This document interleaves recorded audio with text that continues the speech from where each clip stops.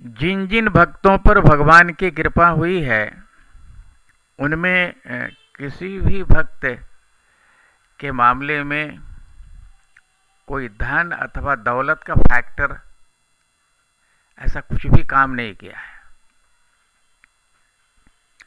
जब भी कृपा हुई है तो उनके नाम स्मरण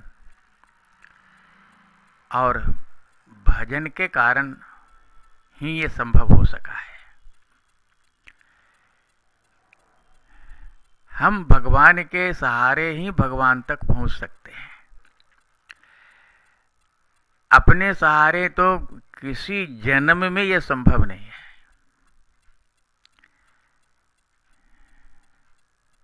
कोई भक्त धन दौलत लेकर के क्या करेगा?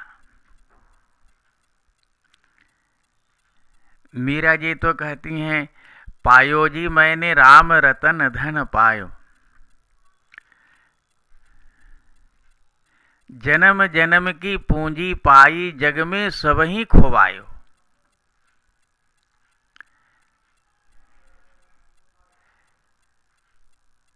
भजन धन की पूंजी होती ही ऐसी है और वही एक भक्त का सहारा बनता है उन तक पहुंचने के लिए। और ऐसे भी धन दौलत में बहुत सी बुराइयां हमारे शास्त्रों में उसका उल्लेख है, जिसके कारण भक्त इस ओर बहुत नगण्य न के बराबर ध्यान देते हैं।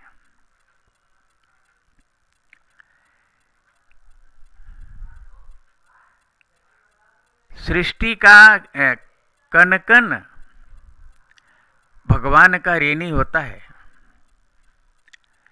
क्योंकि भगवान सृष्टि के कण कण में व्याप्त रहते हैं और समान रूप से व्याप्त रहते हैं।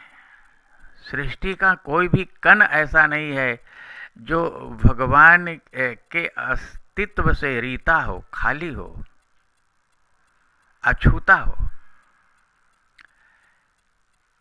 इसीलिए भक्त को संपूर्ण सृष्टि में भगवान को देखने जैसा भाव रखना पड़ता है। और तुलसीदास जी भी यही बात कहते हैं,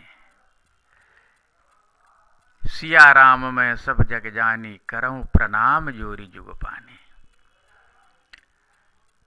उनकी भी दृष्टि ऐसी ही है, मीरा जी की भी दृष्टि ऐसी ही है, नरसिंह जी की भी दृष्टि ऐसे ही है, रत्नावती जी की दृष्टि भी ऐसे ही है, करमैती बाई की भी दृष्टि ऐसे ही काम करती है।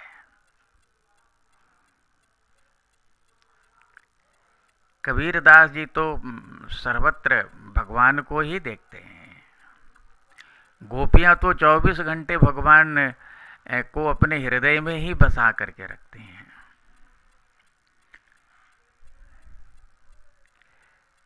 भक्तों का इसी प्रकार से जीना होता है और मरना भी इसी प्रकार से होता है। वो भगवान के लिए जीते हैं, भगवान के लिए मरते हैं, भगवान के लिए सोचते हैं, भगवान के लिए करते हैं। उनका उठना बैठना सोना खाना पीना सब उन्हीं के लिए होता है। और यही उत्तम भक्त की पहचान मानी जाती है। ये कोई ज़रूरी नहीं है कि ये काम हमसे भी हो जाए, ऐसा बिल्कुल ज़रूरी नहीं है। लेकिन भगवान तक पहुंचने के लिए इसी प्रकार का भाव ठाकुर जी पसंद करते हैं और ठाकुर जी की तरफ आगे बढ़ने के लिए ये भाव रखना जरूरी होता है। नारायण, धन्यवाद।